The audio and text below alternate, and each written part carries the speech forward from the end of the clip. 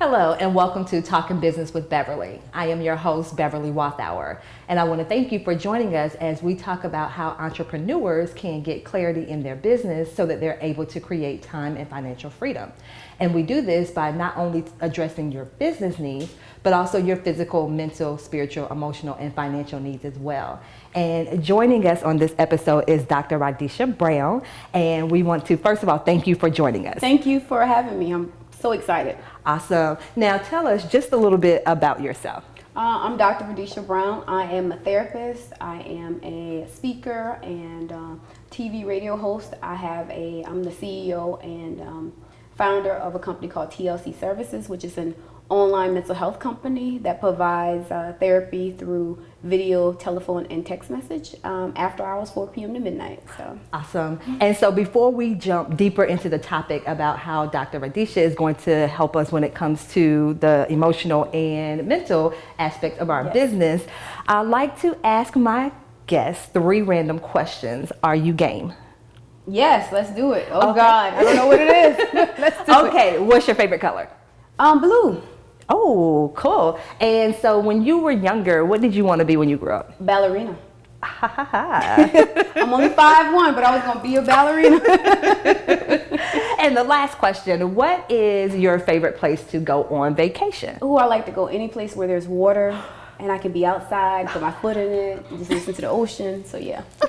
I love it. I love it. I love it. I call myself a beach snob because it has to be white sand and turquoise water. Everything else is dirty, but I got you. All right. Okay. So are you ready to dive in? Let's do it. Let's do it. So what made you get started in this line of work?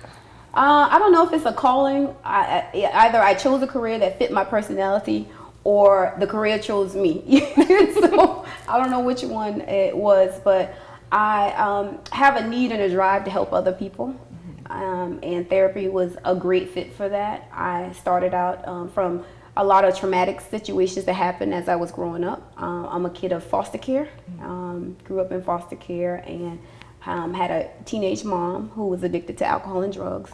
So I was basically born into this field through my own experiences, able to help others with their experiences. Okay, wow, that's incredible. And so for you, what do you find are some of the biggest myths surrounding mental health? The number one myth I would say is that it doesn't affect me.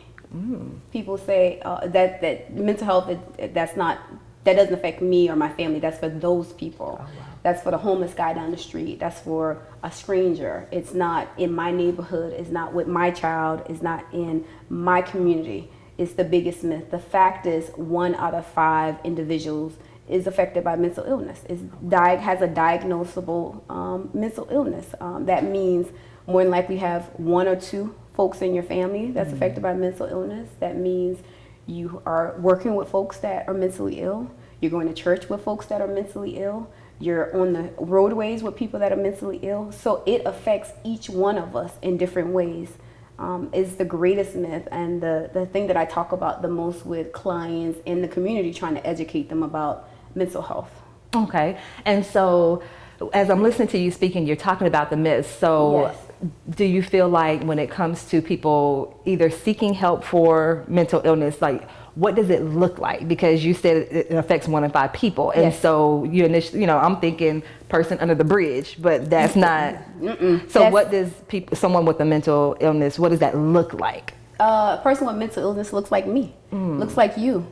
Looks like your sister, your brother, your mother, your father. There is no one set definition of mental illness or a person affected by mental illness. It has no discrimination with race, age, sexual orientation. It affects each one of us. And the greatest myth is it's not me. What it actually is. We're all affected. Mental illness is just change in your thoughts, change in your mood, and your behavior. I mean, if you think of your life, in different situations that you've gone through, we've all been mentally ill at some point, either the death of a loved one, a change in a new environment, changes at work. It's just a matter of the severity and how it affects your daily life. It's the biggest difference. Wow, that's powerful when you just say the change in your behavior. Yes. Because once again, we see the movies and we see how people are portrayed when it comes to mental illness. Yes. And so with you saying that, that's very eye-opening to hear.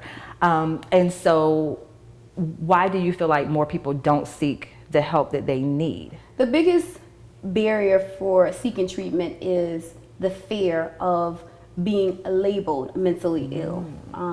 I live in an area where it's heavily military and security focused, the community. I have a lot of clients that are afraid their employer might find out, because depending on your job, you know, if your employer finds out that you're seeking treatment, it will affect your job.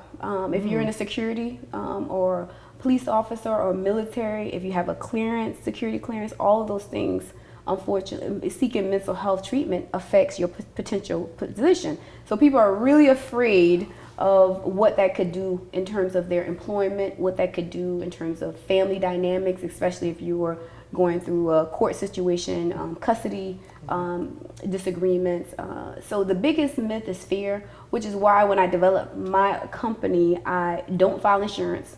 So there's no trackability that you're getting help, because I don't want that to be a barrier to you getting help. I want you to be able to have access to a therapist to work through whatever trauma, whatever traumatic events that's happened in your life, your daily struggle, so you can talk to somebody confidentially without risk of something getting reported to your employer. Because when you accept insurance, you know, you sign on a dotted line. If they ask for medical records, guess what? You have to turn them in, you know, and I didn't want that to be a barrier.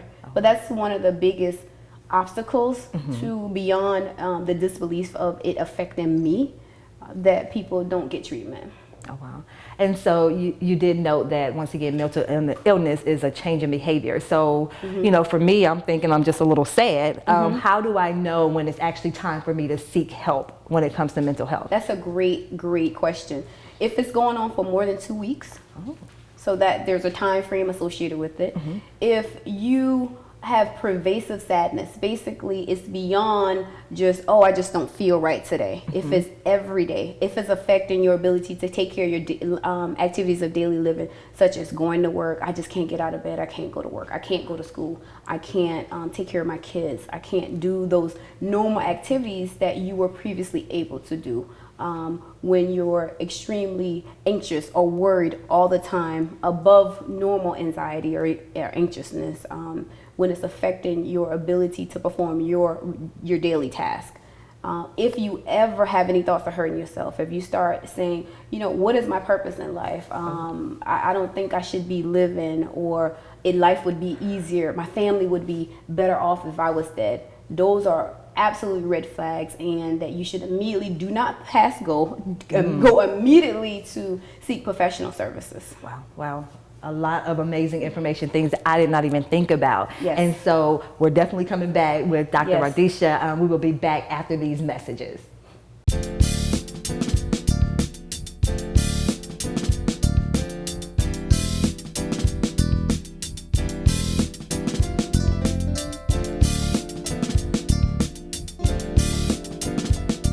As Dr. Radisha, my tip for the viewers is to take care of yourself. Make yourself a priority in whatever you do, because you're important. Your mental health is important. I think too many people put other people as priorities in their life and other things as priorities, but you are and should be number one in your life, because without you, the other areas fail or fall apart. So it's important. Don't feel guilty about it. Spend time taking care of yourself. Make yourself number one.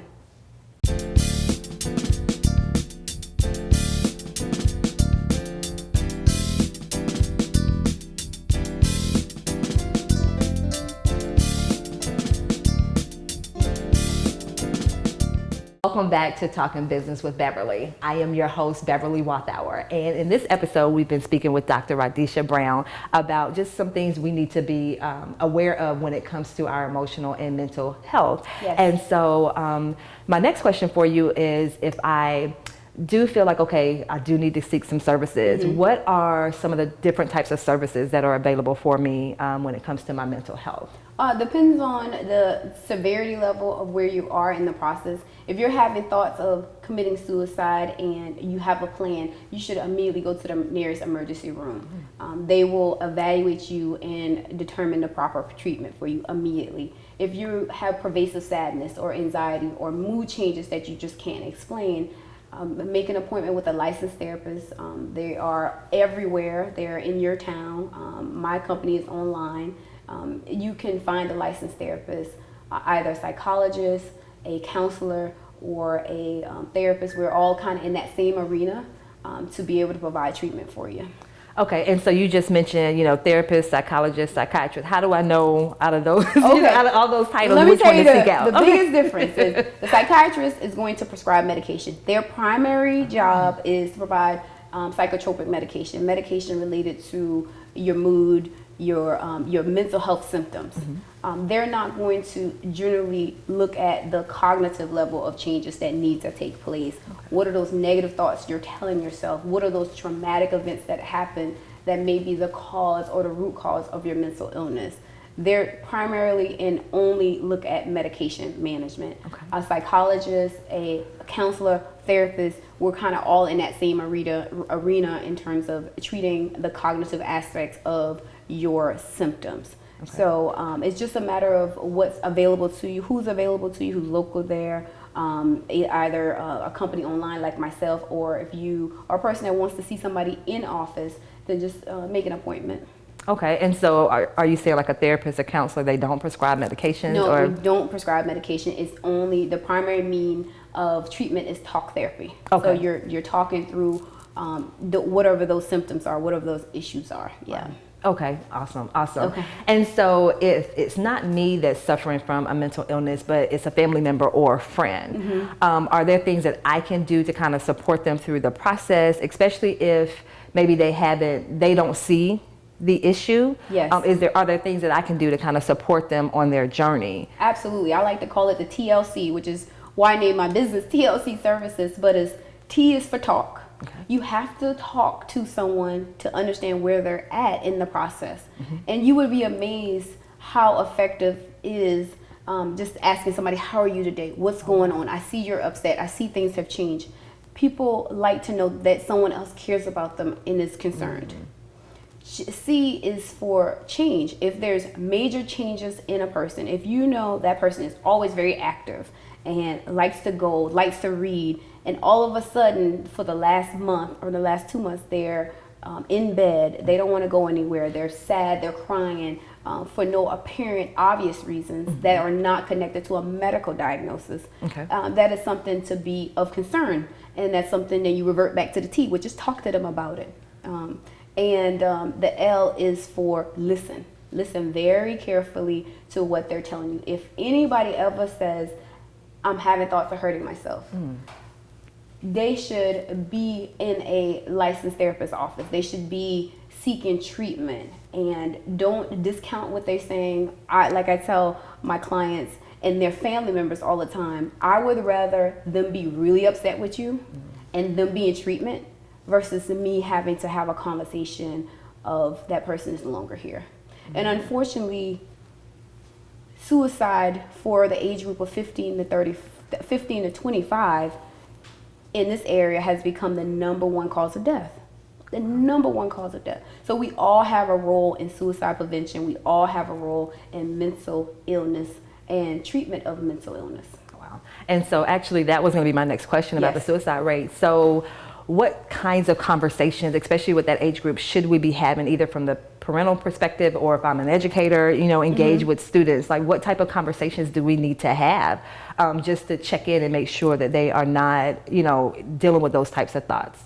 One is asking a question. You would be surprised how many people, if you say, have you had thoughts of killing yourself? The answer would be yes. You have to be that direct. Going around the area, like, hey, is there anything different? Is there anything changed? No, be very direct. Have you had thoughts of killing yourself? And wait on that answer. You would be surprised how many people are very honest and shocked that you even asked that question. I spent a few years working in the emergency room, which I still do on occasion as a part of a crisis team. When someone has attempted to commit suicide, or somebody has actually committed suicide, working with the family of those affected and working with the patient when they have attempted to commit suicide. One of the things that those that have attempted to commit suicide always tell me is, I just wanted somebody to ask. Oh, wow. No one ever asked. Wow. So having the conversation, talking to your loved ones, talking to your friends, talking to people that you believe are affected and are struggling, and encouraging them to get help. There's many resources available. The National Suicide Crisis Hotline is available 24 hours a day, 7 days a week. Doesn't matter what time you call. There's someone on the other line talking to you about suicide prevention and connecting you with resources in your area so that you don't harm yourself. Wow.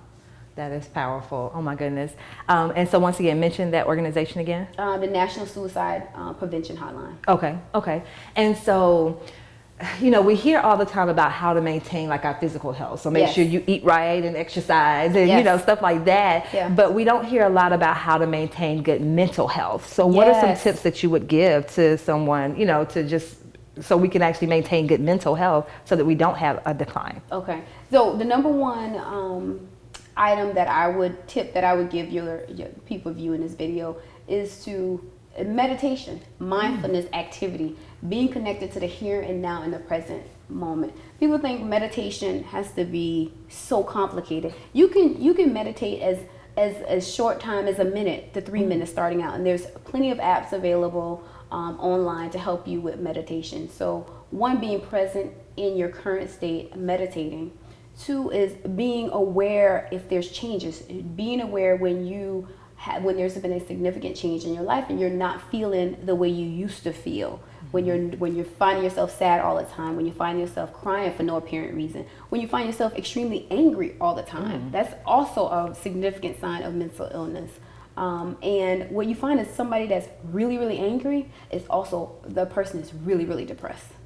People are always really shocked at symptoms of depression. They always think of the sadness that I don't want to eat, I don't want to get out of bed. But there's so many different levels to depression. You also can have somebody that's extremely angry and hostile, and you would be, because it takes so much energy to be angry, and as much as they're projecting that on you, they're doing worse to themselves.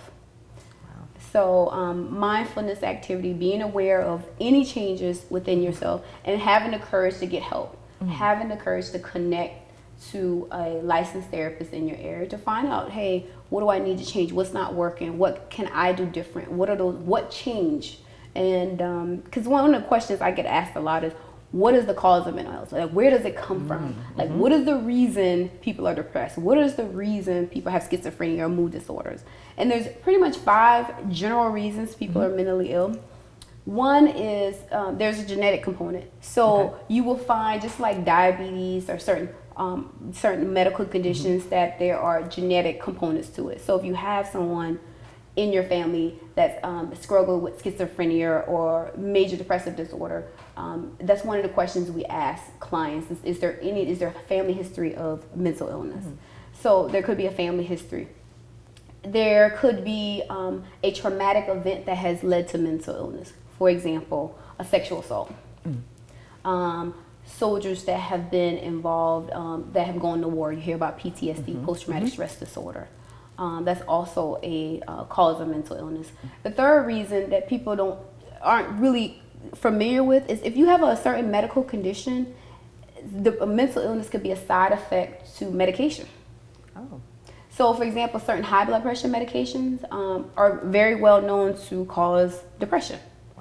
So, so that's another area that we look at. What are those medical diagnoses that you have, and what are those medications, to determine if it may be a cause or a result of certain medication. Doesn't mean that you stop taking your medication, but just so you're aware of the triggers and how to manage moving forward. Okay, awesome information. Okay. And so we're definitely going to continue this conversation. We will be right back after these messages.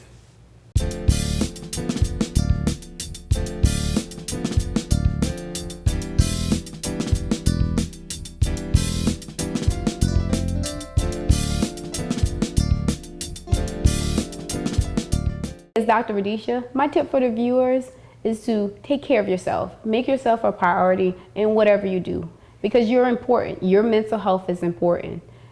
I think too many people put other people as priorities in their life and other things as priorities, but you are and should be number one in your life, because without you, the other areas fail or fall apart. So it's important. Don't feel guilty about it. Spend time taking care of yourself. Make yourself number one.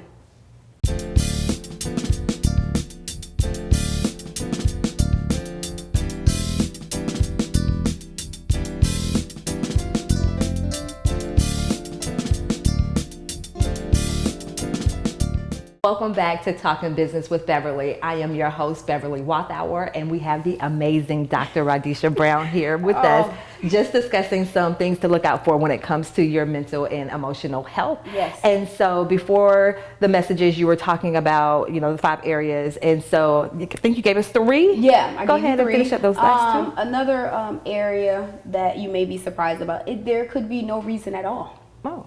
There could be no trauma, there could be no medical diagnosis, there could be no family history, there could be no associated reason or common cause that we can contribute to your mental illness. So, we don't spend a lot of time looking at what is the cause. We're focused on the here and the now and moving forward and where you presently are and moving to a higher level of caring for yourself, of thought process, of cognitive functions. So we talked about traumatic events, we talked about medical reasons or medical diagnosis, we talked about family history, we talked about no reason at all. And then the other reason besides traumatic events is like if you were in a car accident, a physical impact, and we call it TBI, which is traumatic brain injury, could dramatically change your thought process and your emotions and your feeling. The other really common reason for mental illness in terms of medical is if you heart attack. Oh. People are amazed. I always talk to family members of patients that have survived a cardiac arrest, and they come out different, and they always ask what changed. So that's also could be a reason for your mental illness. But again, we don't spend a lot of time on the reason because you may never know exactly what caused it. What's more important is getting treatment and moving forward and feeling better. Wow. Amazing information. I'm learning a lot of new things today. Thank you so much, and I know our viewers are as well. And so, we talked about the stigma when it comes to mental health and seeking help for it. Yes. So what do you advise or what do you recommend to help us kind of overcome this stigma so that it's not something that's, whispered about, but that, We're people openly actually, talking yes. about. Yeah. The biggest thing is having a conversation. Just talking about it, so it's not like the elephant in the room that nobody talks about, the uncle that nobody describes that's struggling with schizophrenia. We talk about it openly as a family. We talk about it as a community, and I'm so impressed with a lot of celebrities coming out now talking about their struggle, their individual struggle. Like Mariah Carey was talking about she has been diagnosed with bipolar disorder. And you think about, Mariah Carey is very, very famous and really, really rich, and she struggled with bipolar disorder. So the point of the message that I really want to impress to people is there's help, and you can live full, healthy lives with a mental illness. So. Wow. And I think that's one of the biggest things, what you just hit on, being able to still maintain a healthy or normal, in quotation marks, life, and realize that, there's things that I can do to kind of maintain this and overcome it. Wow. Okay. So as we wrap up, just tell me, what would be one piece of advice that you would give someone who is, they're trying to figure out, okay, do I need to seek some help on this? What would be the one piece of advice you would give? Talk to someone. Talk to a licensed therapist. You would be surprised at the information you get just for one conversation. Just have a conversation, because you trying to figure it out on your own. You're not going to get to where you need to go. Talk to someone that's licensed, that's trained, that can help you navigate whatever the symptoms are, whatever your struggle is. The other thing is therapists can't share your information.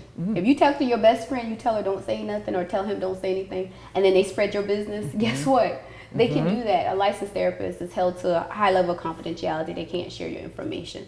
So that's really important. Awesome. And so what's your website and or email address so that our viewers can find out more information about you? Okay, you can learn more about TLC services at www.talk2tlc.com. That's talk2tlc.com. My company provides after hours care, 4 p.m. to midnight. So you can go on our website, make an appointment, give us a call, schedule a free 15-minute assessment or consultation with a therapist. That's why we offer it, so that you can just call and say, hey, is this something I need to be concerned about or not? Awesome. Once again, thank you so much, Dr. Radisha Brown, for joining us today. And I do want to thank our viewers as well for joining us. And remember, as entrepreneurs, please make sure that you address not only your business needs, but also your physical, mental, emotional, spiritual, and financial needs as well. Thank you so much for joining us.